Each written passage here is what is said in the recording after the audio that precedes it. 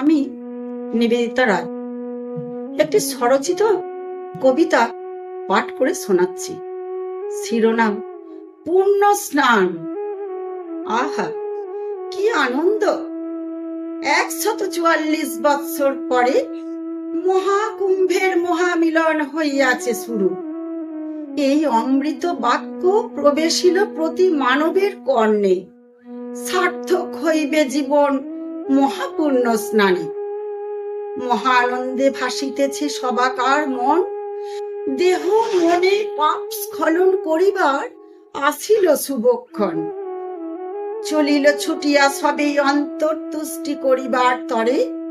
কোটি কোটি পুণ্যার্থী মহাকুম্ভের দ্বারে। কিশোর কিশোরী, যুবক যুবতী, আবাল বৃদ্ধ বনিতা সকলে ছুটিয়া চলে গঙ্গা যমুনা সরস্বতীর সঙ্গম স্থলে।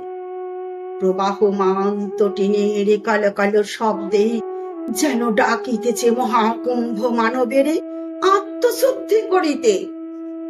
যাহাদের ললাটে ছিল মহাকুম্ভ স্নান, দেহ মন শুদ্ধ করিয়া তাহারা গৃহে ফিরিয়া যান। আহা, গিয়াছিল কত শত ভক্তিমতী প্রাণ, নিয়তির পরিহাসে তাহারা মৃত্যুদণ্ড পান।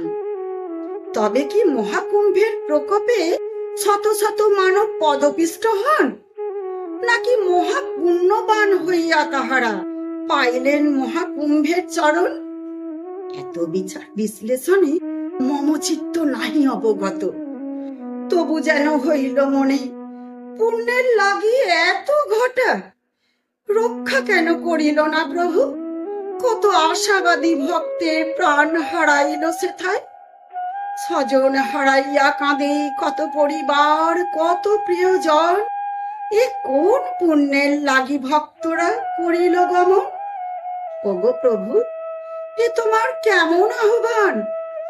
স্বজন বিরহে শোকেতে আকুল কাঁদিছে সংসার, বেদনায় অশ্রু সিক্ত প্রতি পরিবার।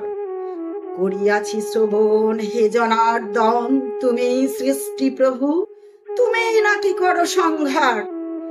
তবে কি তোমারই ইঙ্গিতে অবোধ মনেতে কত শত পবিত্র প্রাণ উন্মুক্ত পতঙ্গের মতো চলিল ছুটিয়া।